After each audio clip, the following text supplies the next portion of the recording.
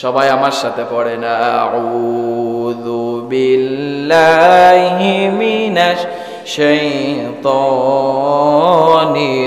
রাজীম বিসমিল্লাহির রহমানির রহিম। পরম করুণাময় অসীম দয়ালু আল্লাহর নামে আমরা শুরু করতেছি এবং বিতাড়িত মরদুদ শয়তানের থেকে আল্লাহ তাআলার কাছে আমরা আশ্রয় প্রার্থনা করছি। আল্লাহ তাআলা সূরাতুল জিলজালের ভিতরে আমাদেরকে জানিয়ে দিয়েছেন। প্রথম আয়াতের ভিতরে বলেন ইযা যুলজিলাতিল আরদু জিলজালাহা, যখন পৃথিবী তার চূড়ান্ত কম্পনে প্রকম্পিত হবে। এরপরে আল্লাহ তাআলা বলেন ওয়া আখরাজাতিল আরদু আসকালাহা, যখন ভূগর্ভ তার বোঝাসমূহ বের করে দিবে। এরপরে আল্লাহ তাআলা বলেন ওয়াকালাল ইনসানু মালাহা, মানুষ বলবে এর কি হলো। ইয়াউমাইযিন তুহাদ্দিসু আখবারাহা, সেদিন পৃথিবীর তার সকল বৃত্তান্ত বর্ণনা করতে থাকবে। এরপরে আল্লাহ তাআলা বলেন বিআন্না রাব্বাকা আওহালাহা, কেননা তোমার পালনকর্তা তাকে উপদেশ করবেন।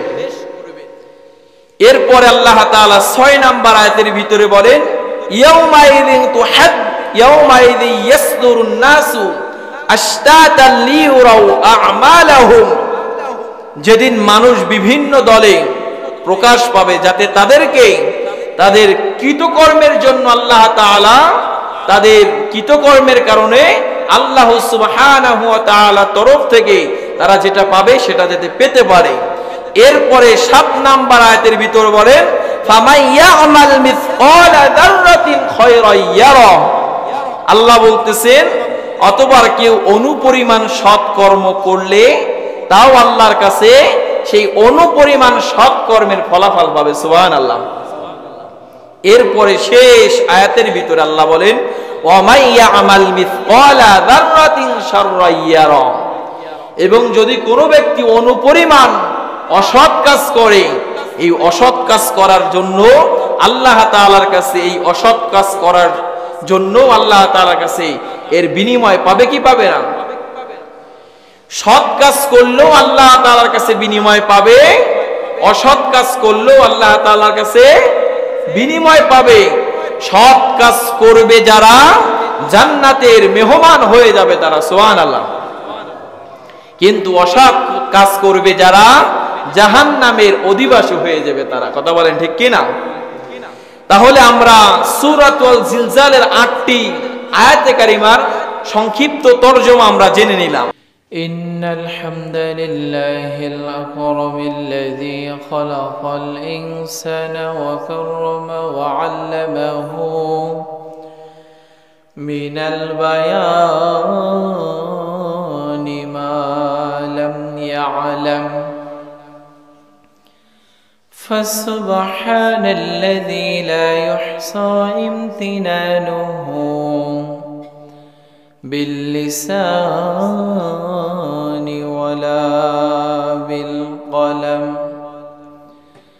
نشهد أن لا إله إلا الله وحده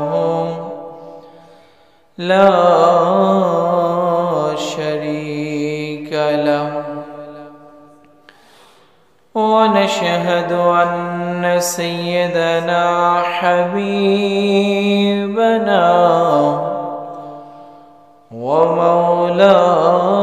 ومولانا محمدا عبده ورسوله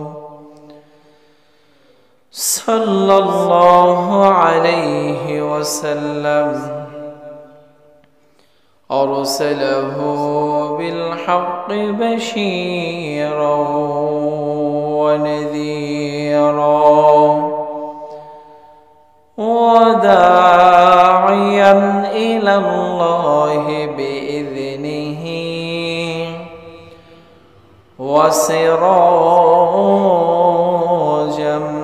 منيرا فقد قال الله تعالى في كلامه المجيد وفي فرقانه الحميد সকলে আমার সাথে জবান ছেড়ে পড়েন আউযু বিল্লাহি মিনাশ শাইতানির রাজীম বিসমিল্লাহির রহমানির রহিম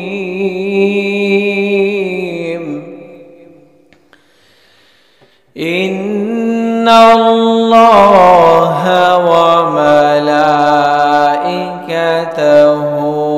ইউসাল্লুনা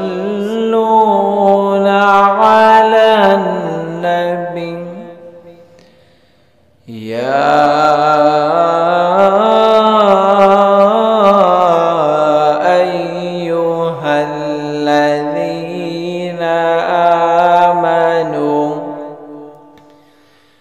صلوا عليه وسلموا تسليما اللهم صل على محمد وعلى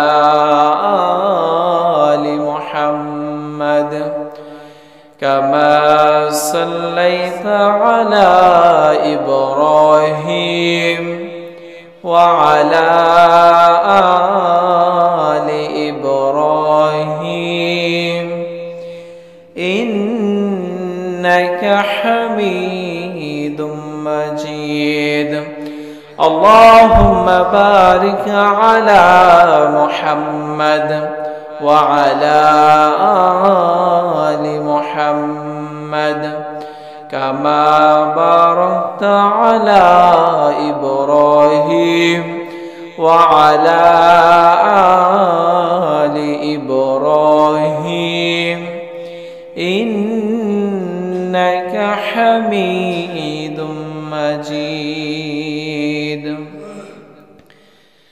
আমাদের প্রভু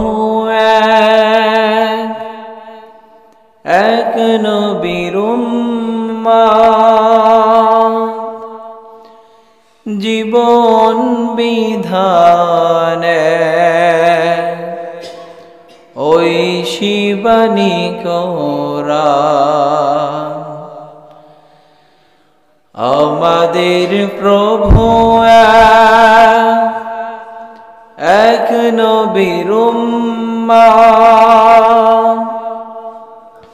জীবন বিধানে ওই শিবানী কোরা তবে কেন এক নাও হে মুসলমান এক করিয়াও ভান বাইতুল্লাহ মদিনা শরীফ উহুদ পাহাড় বদরের মাঠ একটা তো জীবন মরণ তো একবার সকলের তরে আসে একই স্থান তবে কেন এক নাও হে মুসলমান এক করিয়াও ভান হাসরের মাঠে মিজানের মাপে লৌহে মাহফুজে পুলসিরাত একটা তো চাঁদা একটাই সূর্য ধরাতে নিয়ম মেনে আলো করে দান তবে কেন এক নাও হে মুসলমান এক হও করিয়াও ভান আমাদের প্রভু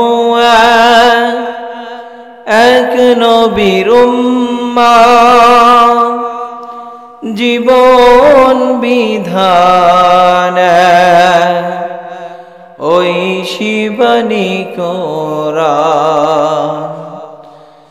তবে কেন এক নাও হে মুসলমান এক হও করিয়াও ভান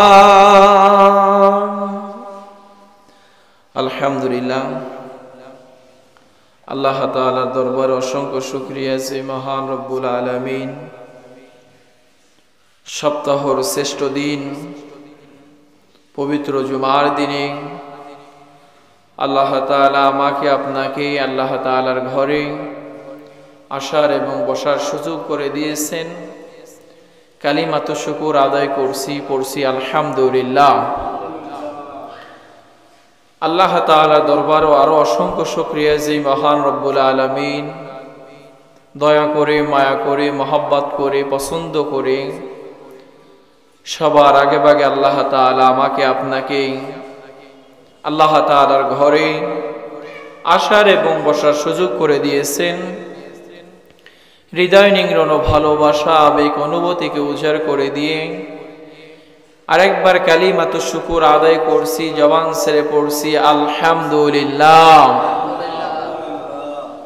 দুরূদ ও সালাম পাঠ করতেছি মানবতার মুক্তির দিশারি মানবতার মুক্তির দূত সাইয়্যিদুনা খুদওয়াতুনা হাবিবুনা জনাবে মুহাম্মদুর রাসূলুল্লাহ সাল্লাল্লাহু আলাইহি ওয়াসাল্লামের প্রতি আমি আজকের আপনাদের সামনে কথা বলবো কোরআনুল কারীমের 99 নম্বর সূরা সূরাতুল জিলজাল থেকে সংক্ষিপ্তভাবে আমি আপনাদের সামনে কয়েক মিনিট কথা বলবো আল্লাহ সুবহানাহু ওয়া তাআলা আমার জবান থেকে কোরআন এবং সুন্নাহ ভিত্তিক কথা বলার সেই তৌফিক দান করুক সকলে পড়ছি আমিন আমি যেই বিষয়ে আলোচনা করব এই বিষয়টা আমাদের আসলেই জানা দরকার সূরার নাম সূরাতুল জিলজাল সূরা এই সূরাটি 30 নাম্বার পারার 99 নাম্বার তম সূরা সূরাতুল জিলজাল এই সূরার ভিতরে আয়াতে কারিমা আছে 8টি শব্দ আছে 36টি এবং বর্ণ আছে 156টি আমরা এই সূরা থেকে কিছু কথা শুনবো শুরুতেই আমরা আবারও বিতাড়িত শয়তান থেকে আল্লাহ তাআলার কাছে পানাহ চাই নিচ্ছি কেননা আল্লাহ সুবহানাহু ওয়া তাআলা বলেন যখন তোমরা কোরআন পড়বা কোরআন বলবা তখন তোমরা শয়তানের কাছ থেকে পানাহ চাওয়ার দরকার আছে কি নাই সম্মানিত দ্বীনি ভাইরা আমার আল্লাহ সুবহানাহু ওয়া তাআলা কোরআনুল কারীমের ভিতরে আল্লাহ তাআলা আমাদেরকে জানিয়ে দিয়েছেন যখন তোমরা কোরআন তেলাওয়াত করবা ও গোটা বিশ্বের মানুষেরা ও আমার মুমিন বান্দা বান্দিরা, তোমরা যখন কোরআন তেলাওয়াত করবা, তোমরা যখন কোরআন পড়বা, তোমরা যখন কোরআন শুনবা, তখন তোমরা আমি আল্লাহর কাছে শয়তানের জন্য শয়তানের কাছ থেকে পানাহ চেয়ে নাও। আল্লাহ সুবহানাহু ওয়া তাআলা এই কথা আমাদেরকে জানিয়ে দিয়েছেন, فَإِذَا قَرَأْتَ الْقُرْآنَ فَاسْتَعِذْ بِاللَّهِ مِنَ الشَّيْطَانِ الرَّجِيمِ। আল্লাহ তাআলা বলেন, فَإِذَا قَرَأْتَ الْقُرْآنَ فَاسْتَعِذْ بِاللَّهِ مِنَ الشَّيْطَانِ الرَّجِيمِ। তোমরা যখন কোরআন পাঠ করবা, যখন কোরআন তেলাওয়াত করবা, ফাইদা ক্বরাআতাল কুরআন, তোমরা তখন আল্লাহ তাআলার কাছে ফাস্তাইয বিল্লাহি মিনাশ শাইতানির রাজীম, তখন তোমরা আল্লাহ তাআলার কাছে শয়তান থেকে পানাহ চেয়ে নাও, শয়তান থেকে তোমরা আল্লাহর কাছে আশ্রয় প্রার্থনা করো। এবার আসুন আমার ভাইরা, আমার বন্ধুরা, যখন আমরা কোরআন পড়ব, যখন আমরা কোরআন শুনবো, একটু মুসলমানের মতো আওয়াজ দিয়ে বলুন তো, কার কাছে আমরা পানাহ চাবো? সবাই বলেন, কার কাছে? সবাই আমার সাথে পড়েন, আউযু বিল্লাহি মিনাশ শাইতানির রাজীম, বিসমিল্লাহির রহমানির রহিম। পরম করুণাময় অসীম দয়ালু আল্লাহর নামে আমরা শুরু করতেছি এবং বিতাড়িত মরদুদ শয়তানের থেকে আল্লাহ তাআলার কাছে আমরা আশ্রয় প্রার্থনা করছি।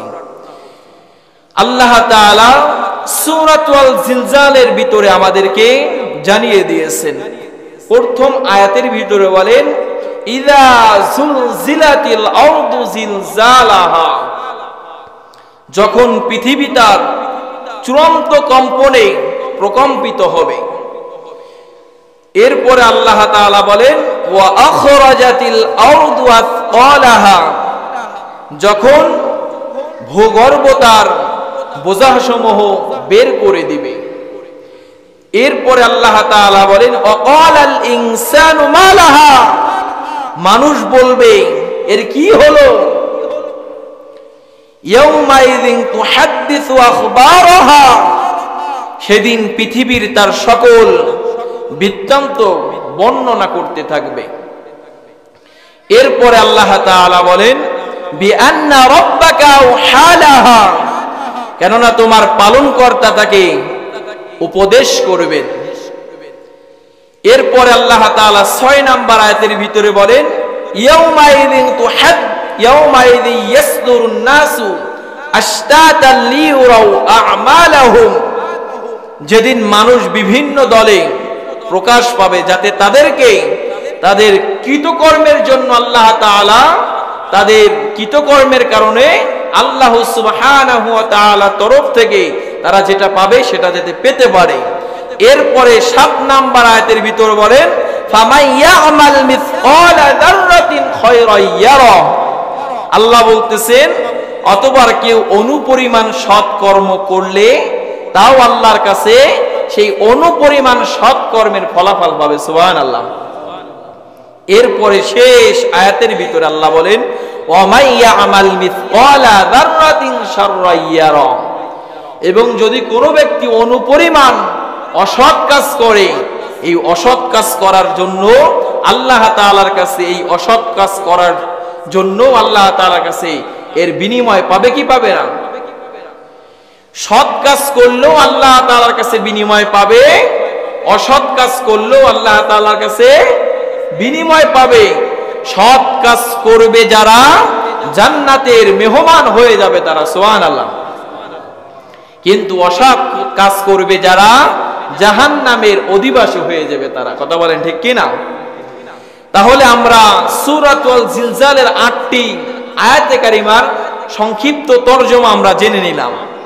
এবার আসুন আমার ভাইরা, এই সূরার ভিতর আল্লাহ তাআলা আমাদেরকে কি জানিয়েছেন? এই সূরাটিকে মুফাসসিরিনে কেরামগণ তারা দুই ভাগে ভাগ করেছেন। প্রথম ভাগ, সূরাটি মূলত বিষয় হলো কিয়ামত অনুষ্ঠিত হবে। এই সূরা আল্লাহ নাজিল করেছেন, বিশ্ববাসীকে জানিয়ে দিয়েছেন কিয়ামত নাজিল হবে, কিয়ামত অনুষ্ঠিত হবে। দ্বিতীয় নাম্বার, আল্লাহ তাআলা আমাদেরকে বলেন যে মানুষকে ওই দিন স্ব আমলনামা তাদের হাতে দেওয়া হবে। একটা ভাগ হচ্ছে কিয়ামতের। দ্বিতীয় নাম্বার 6 থেকে 8 নাম্বার আয়াতের ভিতরে আল্লাহ বলেন আমলের বিনিময়, আমল যেটা করেছি এর বিনিময় আল্লাহ দিয়ে দিবেন। সুবহানাল্লাহ বলি। এবার শুন আমার ভাইয়েরা, আমার বন্ধুরা, সূরাতুল জিলজালের কিছু গুরুত্ব আমরা শুনে নেই। এই সূরাটি কিয়ামত প্রকল্পের চূড়ান্ত ভূমিকম্পের ভয় প্রদর্শন করা হয়েছে এবং মানুষকে অনুপরিমাণ সব কর্ম হলেও তা করতে উৎসাহ প্রদান করেছে। আমার ভাইয়েরা, আমার বন্ধুরা, নবীজির কাছে, নবীজির দরবারে এলেন একজন ব্যক্তি।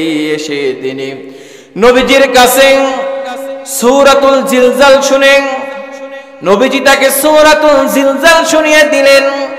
শেষ পর্যন্ত গেলে তিনি উঠে বললেন, হাসবিনা আবি আল্লাহ আসমা গায়রাহা, এটাই যথেষ্ট, এটাই কোরআনের, আর কিছুই না শুনলেও চলবে।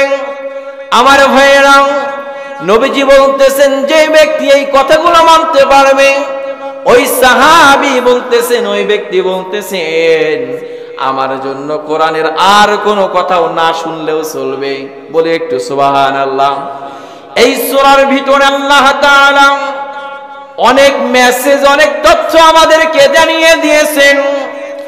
এবার শুন আমার ভাইয়েরা, আমার বন্ধুরা, হযরত আব্দুল্লাহ ইবনে আমর রাদিয়াল্লাহু তাআলা আনহু বলেন, এক ব্যক্তি রাসূল সাল্লাল্লাহু আলাইহি ওয়াসাল্লামের কাছে এলো, অতবার বলল, ইকরানি ইয়া রাসূলুল্লাহ, হে আল্লাহর রাসূল, আমাকে আপনি কোরআন শিক্ষা দিন। নবীজি সাল্লাল্লাহু আলাইহি ওয়াসাল্লাম বলেন, তুমি আলিফ লাম রা বিশিষ্ট সমস্ত সূরাগুলো তেলাওয়াত করো। আলিফ লাম রা সূরা বিশিষ্ট গুলোকে তুমি পড়তে থাকো, তরজমা জেনে নাও। এরপরে ওই ব্যক্তি বলতেছেন, নবীজির কাছে গিয়ে বলতেছেন, ইয়া রাসূলুল্লাহ, ইয়া হাবিবাল্লাহ, আমি তো মুরব্বি হয়ে গিয়েছি, আমার তো বয়স বেশি হয়ে গিয়েছে, আমি তো এখন এত বড় বড় সূরা তেলাওয়াত করতে পারবো না। এরপরে নবীজি সেই ব্যক্তিকে আবার জানিয়ে দিয়েছেন। নবীজি বলতেছেন, তাহলে তুমি হামিম, এই শুরুতে যেই কয়টা সূরা আছে এই সূরাগুলোকে তুমি তেলাওয়াত করো, এই সূরাগুলো তুমি পাঠ করো। তখন ওই ব্যক্তি বলতেছেন, ইয়া রাসূলুল্লাহ, আমি তো বয়োবৃদ্ধ হয়ে গিয়েছি, আমার জিহ্বা তো মোটা হয়ে গিয়েছে, আমি চাইলেও কোরআনের সমস্ত কথাগুলো, সমস্ত আয়াতগুলো আমার মুখে জিহ্বায় উচ্চারণ হবে না। নবীজি বলতেছেন, তাহলে ওগো আমার সাহাবী, তুমি শুনে রাখো, এটাও যদি তুমি পড়তে না পারো, এটাও যদি তুমি তেলাওয়াত করতে না পারো, তাহলে তুমি সূরাতুল জিলজাল তেলাওয়াত করে নাও। বলছি সুবহানাল্লাহ। সুবহানাল্লাহ বলি। বোঝেন, বড় বড় সূরা যখন পারবে না, নবীজি বলতেছেন, তাহলে এই সূরাগুলো যদি তেলাওয়াত করতে না পারো, তুমি যদি এই সূরাগুলো পড়তে না পারো, মুখস্থ করতে না পারো, তাহলে তুমি সূরাতুল জিলজাল মুখস্থ করে নাও। সুবহানাল্লাহ বলবেন না? এখন বলেন, সূরাতুল জিলজালের গুরুত্ব কম না বেশি? এবার শুন আমার ভাইয়েরা, ওই সাহাবী বলতেছেন, নবীজি যখন তাকে সূরাতুল জিলজাল পাঠ করে শোনালেন, কেরাত শেষ হলে লোকটি বলল, ওয়াল্লাযী বাআসা বিল হক লা আযীদু আলাইহা আবাদা,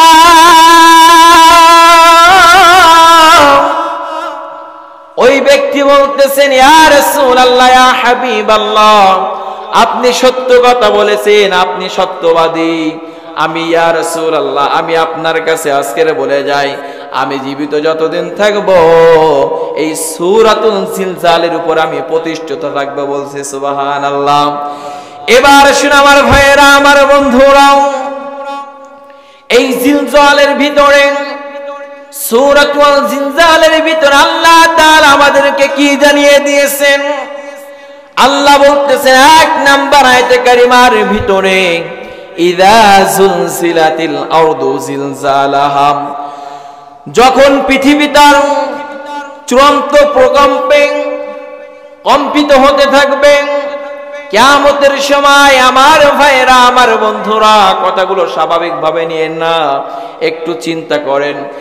আল্লাহ তাআলা বলতেছেন, পৃথিবী যখন কম্পন শুরু করবে, পৃথিবী যখন ঝাঁকুনি দেওয়া শুরু করবে, এই পৃথিবী যখন ইসরাফিল আলাইহিস সালাতু ওয়াস সালাম যখন ফুৎকার দিবেন, এই পৃথিবী তখন নড়তে থাকবে, এই পৃথিবী তখন তুলোর মতো উঠতে থাকবে। আমাদেরকে আল্লাহ সুবহানাহু ওয়া তাআলা বলেন, যদি পারেন সবাই আমার সাথে ঠোঁট মিলিয়ে পড়েন, ইয়া আইয়ুহান নাসু তাকু রাব্বাকুম ইন্না জালজালাতিস সাআতি শাইউন আযীম। আল্লাহ তাআলা বলেন, ইয়া আইয়ুহান নাস, হে মানুষ, ইত্তাকু রাব্বাকুম, তোমরা তোমাদের প্রতিপালককে ভয় করো। ইন্না জালজালাতিস সাআতি শাইউন আযীম, নিশ্চয় কিয়ামতের প্রকম্প একটি ভয়ঙ্কর বিষয়। আমার ভাইয়েরা, কেমন ভয়ঙ্কর বিষয়? কিয়ামত যখন অনুষ্ঠিত হবে, কিয়ামত যখন শুরু হয়ে যাবে, মায়ের গর্ভে যখন 2 মাস 3 মাসের সন্তান থাকবে, এই কিয়ামতের ভয়ঙ্কর এই শব্দ শোনার পরে প্রত্যেকটি মা বোনেরা তারা গর্ভ খালাস করে ফেলবে। কিয়ামতটা কেমন হবে? কিয়ামতের ভয় কেমন হবে আমার ভাইয়েরা? কিয়ামত যখন শুরু হয়ে যাবে, প্রকম্পন যখন শুরু হয়ে যাবে, আসমান জমিন পাহাড় পর্বত গাছপালা নদী নালা সবকিছু সমান হয়ে যাবে, সবকিছু সমান হয়ে যাবে, সবকিছু মেসাকার হয়ে যাবে, সবকিছু চূর্ণ বিচূর্ণ হয়ে যাবে, সবকিছু ভেঙে চুরে একত্রিত হয়ে যাবে। আজকের আমরা মসজিদের ভিতরে বসে আছি, কিয়ামত যখন শুরু হয়ে যাবে, এই মসজিদ আর সোজা থাকবে না, এই মসজিদ আর পিলারের উপরে দাঁড়িয়ে থাকবে না, গাছ আর মাটির উপর দাঁড়িয়ে থাকবে না, পাহাড় আর পাহাড়ের জায়গায় থাকবে না, পাহাড়গুলো চূর্ণ বিচূর্ণ হয়ে যাবে, গাছগুলো সব চূর্ণ বিচূর্ণ হয়ে যাবে। আল্লাহ তাআলা বলতেছেন, কিয়ামত যখন অনুষ্ঠিত হবে, তখন সমস্ত জমিনগুলো, সমস্ত পাহাড় পর্বত সবকিছু তুলোর মতো উঠতে থাকবে। একটু আওয়াজ দিয়ে বলুন তো, বলছেন যিনি তিনি কে? এরপর আল্লাহ তাআলা আমাদেরকে জানিয়ে দিয়েছেন, আল্লাহ সুবহানাহু ওয়া তাআলা কোরআনুল কারীমের সূরাতুল হজের ভিতরে আল্লাহ তাআলা 1-2 নাম্বার আয়াতের ভিতরে আমাদেরকে এরপরের আয়াতে বলেন, ইয়াউমা তারাউনাহা তাযহালু কুল্লু মুরদিআতিন আম্মা আরদাআত ওয়া তাদউ কুল্লু যাতি হামলিন হামলাহা ওয়া তারান নাসা সুকারা ওয়া মা হুম বিসুকারা ওয়ালাকিন্না আযাবাল্লাহি শাদীদ। একটু আওয়াজ দিয়ে বলছে আল্লাহু আকবার। আল্লাহ তাআলা বলেন, যেদিন তোমরা তা চোখে দেখতে পারবা, যখন কিয়ামত অনুষ্ঠিত হবে। আমার ভাইয়েরা, অনেক মানুষ আছে কিয়ামত যে হবে এটা বিশ্বাস করে না, এমন নাস্তিক আছে কি নাই? দুনিয়ায় জীবিত থাকতে বলে কিসের কিয়ামত হবে, কিসের হাসর হবে, কিসের আবার কবরের ভিতরে হিসাব হবে, আছে কি নাই? আল্লাহ বলতেছেন, কিয়ামত যখন শুরু হয়ে যাবে, কিয়ামত যখন অনুষ্ঠিত হয়ে যাবে, তখন তোমাদের চোখের সামনেই সব কিছু প্রকাশ পেয়ে যাবে, সব তোমরা দেখতে পাবা। এরপরে আল্লাহ তাআলা আমাদেরকে বলেন, যেদিন প্রত্যেক মা গর্ভধারিণী মা, প্রত্যেক গর্ভধারিণী মা সে তার ভিতরে পেটের ভিতরে যেই গর্ভ ধারণ করেছে যেই সন্তানগুলো, কিয়ামতের ভয়ে কিয়ামতের প্রকম্পে সমস্ত মা বোনেরা তারা গর্ভগুলো খালাস হয়ে যাবে। এরপরে আল্লাহ তাআলা আমাদেরকে বলেন, আর মানুষ কি দেখবেন, মানুষ তখন কেমন হয়ে যাবে? আমার ভাই একটু বোঝার চেষ্টা করেন। আল্লাহ বলতেছেন, যখন কিয়ামত অনুষ্ঠিত হয়ে যাবে, কিয়ামত শুরু হয়ে যাবে, তখন মানুষগুলো মাতালের মতো হয়ে যাবে, পাগলের মতো হয়ে যাবে। মানুষ মাতালের মতো ঘুরতে থাকবে, এদিক যাবে এদিক যাবে এদিক যাবে, মানুষগুলো মাতালের মতো হয়ে যাবে। কিন্তু আল্লাহ বলতেছেন, আসলে এরা তো কোনো নেশাদ্রব্য পান করে নাই, এরা কিয়ামতের ভয়ে এই মানুষগুলো মাতালের মতো হয়ে গিয়েছে। কথা বলেন ঠিক কি না? এরপরে আল্লাহ তাআলা আমাদেরকে জানিয়ে দিয়েছেন, এই আয়াতের ভিতরে শেষ অংশে বলেন, আল্লাহ বলতেছেন, ওয়ালাকিন্না আযাবাল্লাহি শাদীদ। আল্লাহ তাআলা বলতেছেন, আর আল্লাহর শাস্তি অতি কঠিন। যিনি বলতেছেন তিনি কে? আল্লাহর শাস্তি কি নরম না গরম? আল্লাহর শাস্তি হালকা না ভারী? সবাই বলেন হালকা না ভারী? আল্লাহ বলতেছেন, আল্লাহর আযাব অতি শক্ত এবং অতি কঠিন। আমার ভাইয়েরা, ওই জাহান্নামের আযাব আমি আপনি সইতে পারবো না। আমি আপনি দুনিয়ার আগুন সইতে পারি না। দুনিয়ার একটু রোদ বেশি উঠলেই তাপই আমরা সহ্য করতে পারি না। আমার ভাইয়েরা, একদিন আমাকে আপনাকে এই দুনিয়ার মায়া ছেড়ে চলে যেতে হবে। এই দুনিয়া আমি আপনি থাকতে পারবো না। গত জুমায় আপনাদের সাথে বসে এই মসজিদের ভিতরে আমার আলোচনা শুনেছে, ওই কোনায় চেয়ারে বসা ছিল। একটু চেয়ারটার দিকে লক্ষ্য করে দেখেন, সেই মানুষটা আজকের দুনিয়ায় নাই। গত জুমায় আমার আপনার মতো এখানেই বসে এই মসজিদে বসেই নামাজ আদায় করেছে, ঠিক কি না? একটু তাকিয়ে দেখেন, ওই চেয়ারটা এখন খালি পড়ে আছে। ওই চেয়ারে বসার মতো সেই লোকটা নাই। চেয়ারের জায়গা আছে, কিন্তু লোকটা আজকে সেই চেয়ারের জায়গায় নাই। কথা বলেন ঠিক কি না? চলে যেতে হবে, থাকা যাবে না। কেউ থাকতে পারে না, কেউ থাকতে পারবে না। এই পৃথিবী কাউকে থাকতে দেবে না, আমাকেও না, আপনাকেও না। এবার শুন আমার ভাইয়েরা, আমার বন্ধুরা, ইসরাফিল আলাইহিস সালাতু ওয়াস সালাম যখন সিংহায় ফুঁক দিবেন, এরপরে আল্লাহ তাআলা আমাদেরকে জানিয়ে সূরাতুন নাজিয়াতের ভিতরে আল্লাহ তাআলা 6 এবং 7 নাম্বার আয়াতের ভিতরে আমাদেরকে জানিয়ে দিয়েছেন। যদি পারেন সবাই আমার সাথে একটু ঠোঁট মিলিয়ে পড়েন, ইয়াউমা তারজুফুর রাজিফা তাতবাউহার রাদিফা। আল্লাহ বলতেছেন, যেদিন কম্পিত কবরের কম্পিতকারী যার পিছনে পিছনে আসবে আরেকটি নিনাদ আসবে। এই নিনাদ শব্দের অর্থ কি আমার ভাইয়েরা? আল্লাহ বলতেছেন, কবরে থাকার পরে কিয়ামতের পরে যখন আল্লাহ তাআলা সমস্ত কবরবাসীকে উঠাবেন, তার পিছনে তার সেই আমলগুলো, তার সেই বদ আমলগুলো তার পিছনে পিছনে আসতে থাকবে। আপনি আল্লাহর সামনে দাঁড়িয়ে যদি মিথ্যা কথা বলেন, আপনার ওই আমল আপনার পক্ষে সাক্ষী দেবে এবং আপনার ওই বদ আমল আপনার বিরুদ্ধে আল্লাহর সামনে দাঁড়িয়ে সাক্ষী দেবে। কথা বলেন ঠিক কিনা? এবার শুন আমার ভাইয়েরা, আল্লাহ তাআলা বলতেছেন, যখন কিয়ামত অনুষ্ঠিত হবে, কিয়ামত শুরু হয়ে যাবে। আমি কিছুক্ষণ আগে বলেছিলাম এই জমিনের কথা, পাহাড়ের কথা, আল্লাহ সেই কথা আমাদেরকে জানিয়ে দিয়েছেন। কোরআন আল কারীমের ভিতরে সূরাতুল মুজাম্মিলের ভিতরে 14 নম্বর আয়াতে কারিমার ভিতর আল্লাহ সুবহানাহু ওয়া তাআলা আমাদেরকে জানিয়ে দিয়েছেন, যদি পারেন সবাই আমার সাথে ঠোঁট মিলিয়ে পড়েন, ইয়াউমা তারজুফুল আরদু ওয়াল জিবালু ওয়া কানাতিল জিবালু কাসীবাম মাহিলা।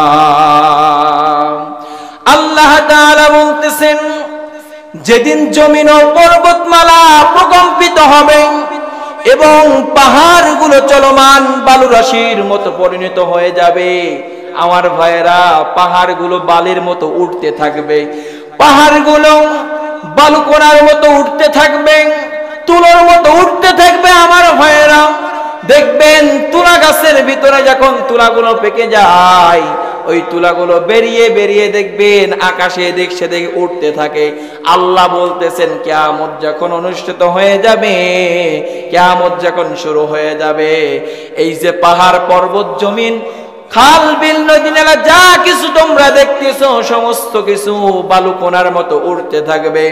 এরপরে আল্লাহ তাআলা আমাদেরকে কোরআন আল কারীমের 69 নম্বর সূরা সূরাতুল হাক্কা এর ভিতরে আমাদেরকে আল্লাহ তাআলা জানিয়ে দিয়েছেন 14 নম্বর আয়াতে কারিমার ভিতরে, যদি পারেন সবাই আমার সাথে ঠোঁট মিলিয়ে পড়েন। আল্লাহ তাআলা বলেন, ওয়া হুমিলাতিল আরদু ওয়াল জিবালু ফাদুক্কাতান দাক্কাতাও ওয়াহিদা। আল্লাহু আকবার। আল্লাহ বলতেছেন, তারা বলে তাহলে তো এক ক্ষতিকর বিষয়। আল্লাহ তাআলা বলতেছেন, এবং মুমিনরা কখনো হতাশ হয়ে যাবে না, মুমিনরা কখনো নিরাশ হয়ে যাবে না। কিন্তু যারা আল্লাহকে বিশ্বাস করে নাই, আল্লাহর হুকুমকে যারা মানে নাই, সেই মানুষগুলো বলবে, সেই মানুষগুলো আল্লাহ তাআলা বলেন, ওয়া হুমিলাতিল আরদু ওয়াল জিবাল। আল্লাহ বলতেছেন, আর জমিন ও পাহাড় পর্বতমালাগুলো সরিয়ে নেওয়া হবে। কোথায় সরিয়ে নেওয়া হবে? ফাদুক্কাতান ওয়াহিদা। আল্লাহ বলতেছেন, মাত্র একটি আঘাতের ভিতরে, একটি আঘাত যখন আসবে, একটি আঘাত যখন আসবে আমার ভাইয়েরা, এই পাহাড় পর্বত, বিশাল বড় বড় পাহাড়, বিশাল বড় বড় বিল্ডিং গুলো কিচ্ছু থাকবে না, কিচ্ছু থাকবে না। এরপরে আল্লাহ তাআলা সেই জালেমদেরকে আল্লাহ হুঁশিয়ার করতেছে। আল্লাহ তাআলা সেই মৃত্যুকদেরকে আল্লাহ জানিয়ে দিয়েছেন কোরআন আল কারীমের ভিতরে ৭৯ নম্বর সূরা সূরাতুন নাজিয়াতের ভিতরে ১২ নম্বর আয়াতের ভিতরে আল্লাহ তাআলা বলেন, ক্বালু তিলকা ইযা কাররাতুন খাসিরা। তারা বলবে, তাহলে তো এটা একটা ক্ষতিকর বিষয়, এটা জালেমদের জন্য, মৃত্যুকদের জন্য, বেনামাজিদের জন্য এই কিয়ামতটা হবে তাদের জন্য একটা ক্ষতিকর বিষয়। বলছেন যে না, আওয়াজ বাড়িয়ে বলুন তো তিনি কে? এবার শোনাবার ভাইয়েরা, আল্লাহ সুবহানাহু ওয়া তাআলা কোরআন আল কারীমের ১৭ নম্বর সূরা সূরাতুল বনী ইসরাঈলের ভিতরে আল্লাহ ৫২ নম্বর আয়াতের ভিতরে আমাদেরকে বলেন, যেদিন তিনি তোমাদেরকে ডাকবেন, তিনি তোমাদেরকে ডাকবেন, কিন্তু যারা প্রশংসা করতে করতে যাবে, আল্লাহ তাআলা এই কথাই কোরআনের ভিতরে উঠিয়ে দিয়েছেন। যদি পারেন সবাই আমার সাথে ঠোঁট মিলিয়ে পড়েন, ইয়াউমা ইয়াদউকুম ফাতাস্তাজিবুনা বিহামদি ওয়া তাযুন্নুনা ইল্লা বিসতুম ইল্লা কলিলা। একটু আওয়াজে বলছে আল্লাহু আকবার। আল্লাহ তাআলা বলেন, আর আমার আল্লাহ তাআলা বলতেছেন, যেদিন তিনি তাদেরকে তোমাদেরকে ডাকবেন, তখন তার প্রশংসার সাথে সাথে তোমরা সাড়া দিবা। বলছি সুবহানাল্লাহ। উপরের আয়াতে বলেছেন কিয়ামত তাদের জন্য দুঃখজনক। ২য় নাম্বার আয়াতে আল্লাহ বলতেছেন, যখন আল্লাহ তাআলা যেদিন সবাইকে ডাকবে, মুমিনরা আল্লাহর গোলামরা তারা আল্লাহর প্রশংসা করতে করতে আল্লাহর দিকে যেতে থাকবে। প্রশংসা করতে করতে তারা সামনের দিকে চলে যাবে। সুবহানাল্লাহ। আমার ভাইয়েরা, হাতে সংক্ষিপ্ত সময়, আর কয়েকটি আয়াতে কারিমা তিলাওয়াত করে আমি আপনাদের কাছ থেকে আজকের মতো এখানেই আলোচনা সমাপ্ত করব। আপনাদের কি কষ্ট হচ্ছে? আর একটু সময় বলবো? কোরআনের কথা যত বলবে তত শুনতে মজা, সুবহানাল্লাহ বলবেন না? আল্লাহর কথা যত বলবে মুমিনরা তত মজা পায়, সুবহানাল্লাহ। আল্লাহ নাম যতই জপি ততই মধুর লাগে, নামে এত মধু থাকে কে জানি তো আগে। ঠিক কি না? আল্লাহ নামে মধু আছে কি নাই? আল্লাহ নামে মজা আছে কি নাই? আল্লাহ নামে মজা পাবে তারা, ইমানদার হবে যারা, সুবহানাল্লাহ। আল্লাহ নামে মজা পাবে না তারা যারা বেঈমান, নাস্তিক, মুরতাদ হবে যারা, কথা বলেন ঠিক কি না? আল্লাহ তাআলা এরপরে আমাদেরকে জানিয়েছেন ইয়াউমা তুবাদদালুল আরদু গায়রাল আরদি ওয়াস-সামাওয়াতু ওয়া বারাজুলিল্লাহি ওয়াহিদিল কাহ্হার। আল্লাহর আচরণটা কেমন হবে?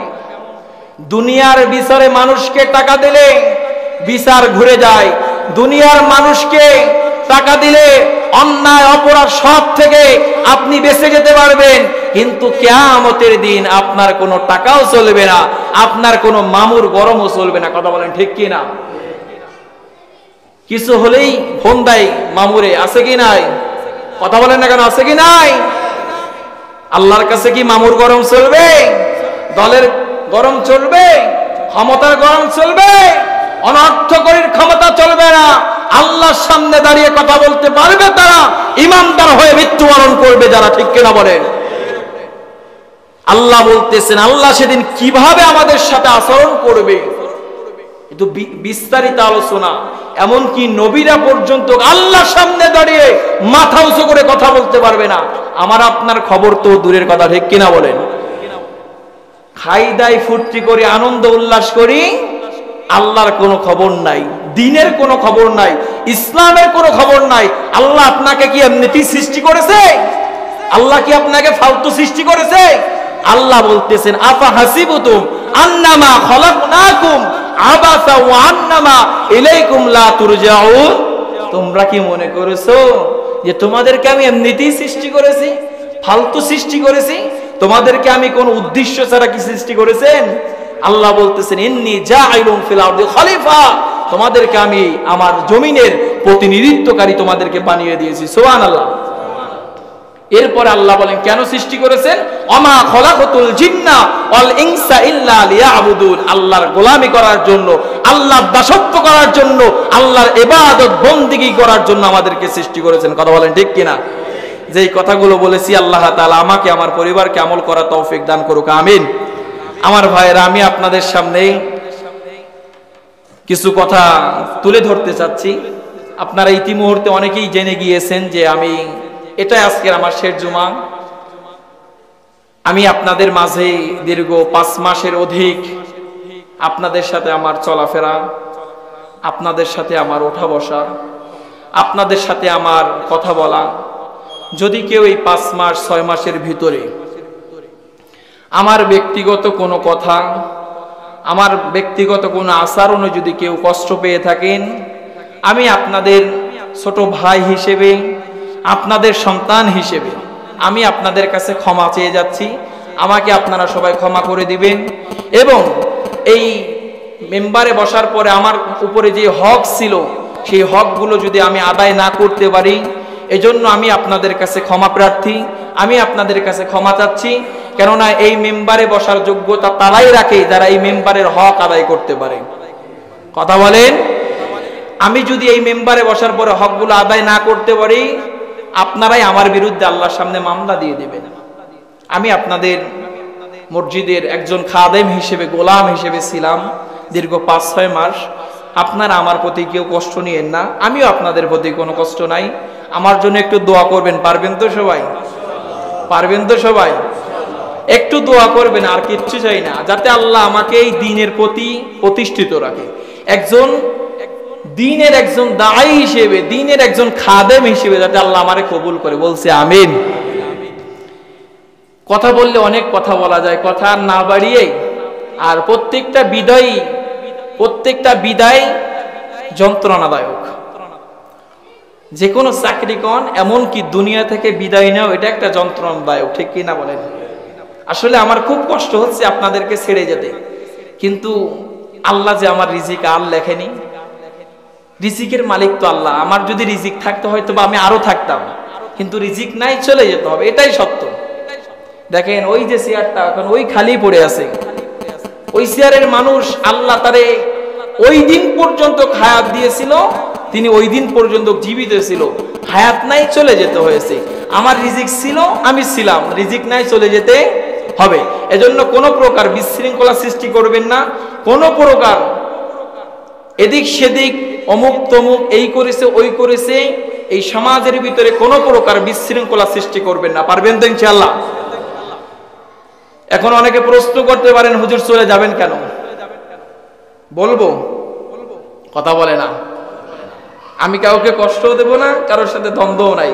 আমি চলে যাচ্ছি, এটা আপনাদের ব্যর্থতা। কাদের? কথা বলে না কেন?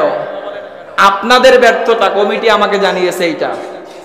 সেই ব্যর্থতা হচ্ছে আমার যে একটা হাদিয়া আছে মসজিদ থেকে, বা চাকরির পরে যে আমাদের একটা স্যালারি দেওয়া হয়, বা আমাদেরকে সম্মানী দেওয়া হয়, বা আমাদেরকে বিনিময়ে কিছু টাকা দেওয়া হয়, সেই টাকাগুলো আসলে তারা সামাজিকভাবে আপনারা দিচ্ছেন না বলে তারা পাচ্ছে না।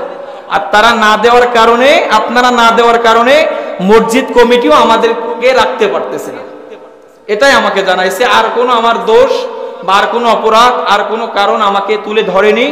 এজন্য আমার ভাইয়েরা, এটা আপনাদের ব্যর্থতা। আমি আপনাদের কাছে বলে গেলাম, পরবর্তীতে আমি চলে যাওয়ার পরেও তো একজন ইমাম আসবে, আপনারা এই কাজটা করেন না।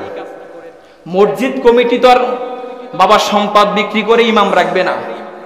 মসজিদ কমিটি তো আর নিজের টাকা দিয়ে তো আর ইমামকে টিকিয়ে রাখবে না, মুয়াজ্জিনকে টিকিয়ে রাখবে না।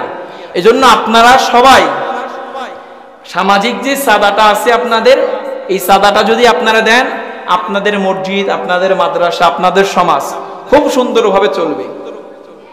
অনেকেই অনেক কথা বলেছেন, আমি অযোগ্য। আসলেই আমি অযোগ্য, আমি আসলেই অশিক্ষিত, আমার এলেম নাই, যোগ্যতা নাই, আমার ভিতরে কিচ্ছু না। আমি একজন কোরআনের খাদেম, আমি একজন কোরআনের ছাত্র। আমি এটাই পরিচয় দিতে আমার কাছে খুব ভালো লাগে। আমি আপনাদের জন্য নিয়ে এসেছি, আমার সার্টিফিকেট আছে, আমি দেখাইনি কারোরে। এই সার্টিফিকেট আমার কোনো লাভে আসবে না, কোনো কাজে আসবে না। অনেকে বলতে পারে যে হুজুরি তো সার্টিফিকেট নাই। আমার কামিল মাস্টার্সের সার্টিফিকেট আমার কাছে আছে, মাস্টার্সের সার্টিফিকেট আমার কাছে আছে। আমাকে অনেকেই বলেছেন অশিক্ষিত, আমি মেনে নিছি। আসলেই আমি অশিক্ষিত, আমি আসলেই অযোগ্য। আপনার আমি এটা দেখালাম এই জন্য না যে আপনাদের ভিতরে একটা বিভেদ সৃষ্টি করার জন্য, না, দেখিয়েছি যাতে পরবর্তীতে কেউ যাওয়ার পরে আবার বলে না যে এই হুজুর অশিক্ষিত ছিল। আমি মেনে নিছি আমি অশিক্ষিত, অযোগ্য, কিন্তু এই বলে আমার সার্টিফিকেট আছে। দুনিয়ায় চলতে হলে যে সার্টিফিকেট লাগবে, এই মাস্টার্সের সার্টিফিকেট আমার কাছে আছে। খারাপ না, একদম যে খারাপ ছাত্র তাও কিন্তু না। 4.19 পেয়েছি মাস্টার্সে। যারা লেখাপড়া করেছেন, যারা শিক্ষিত আছে তারা বুঝবেন, একদম যে কম তাও না। কিন্তু আসলে আমি অযোগ্য, অশিক্ষিত, মূর্খ। কেননা আল্লাহর কোরআনের জ্ঞান সব আমার ভিতরে নাই, ইসলামের সব জ্ঞান আমার ভিতরে নাই। যদি থাকতো তাহলে আমি অশিক্ষিত, মূর্খ থাকতাম না, আমি শিক্ষিত হতাম, ঠিক কিনা বলেন? যেই কথাগুলো বলেছি আপনাদের কাছে, সর্বশেষ আমি আবারও হাত জোর করে মাপ চেয়ে যাচ্ছি। যদি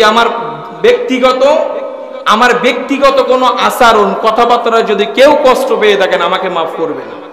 কিন্তু আমি আল্লাহর কোরআনের কথা বলেছি, ইসলামের কথা বলেছি, এতে যদি আপনি কষ্ট পান, আপনার কাছে আমি 1 মিনিটের জন্য, 1 সেকেন্ডের জন্য আমি আপনার কাছে নত হব না। কেননা আমি বলেছি আল্লাহর কথা, ঠিক কিনা বলেন? আল্লাহর কথা শোনার পরে যদি আপনার খারাপ লাগে, সুদের কথা বলার পরে সুদ করে খারাপ লাগবে। সুদ করের কথা কি আমি বলছি না আল্লাহ বলছে? দুর্নীতিবাজ, জুলুমবাজ, নারী কেলেঙ্কারি, নারীদেরকে নিয়ে যারা অপব্যবহার করে, এগুলো কি আমি বলেছি না আল্লাহ বলেছে? এই সমস্ত কথা শোনার পরে, ইসলামের কথা শোনার পরে যারা কষ্ট পেয়েছেন, তওবা করেন। তওবা না করলে মরার সময় কাফের হয়ে মরবেন, ঠিক কিনা বলেন? তওবা করে যান, তওবা করে যান। আমি অপরাধ করেছি, মাফ চেয়ে যাচ্ছি। কিন্তু আপনি আল্লাহর সাথে যে অপরাধ করেছেন, আল্লাহর কাছে যদি আপনি মাফ না চান, আল্লাহ কিন্তু আপনাকে মাফ করবে না। কথা বলেন ঠিক কিনা? এজন্য আমার ভাইরা অনেক কথা বলেছি, অনেক সুখ দুঃখের কথা শুনিয়েছি। আপনারা আমার প্রতি কেউ কষ্ট নিয়েন না, আমার জন্য একটু দোয়া করবেন যাতে আল্লাহ তাআলা আমাকে একজন দ্বীনের খাদেম হিসেবে কবুল করুক। বলছি আমিন। হাযা মা ইলমু ওয়াল ইলমু ইনদাল্লাহ আলাইহি তাওয়াক্কালতু ওয়া ইলাইহি উনীব। আসসালামু আলাইকুম ওয়া রাহমাতুল্লাহি ওয়া বারাকাতুহু।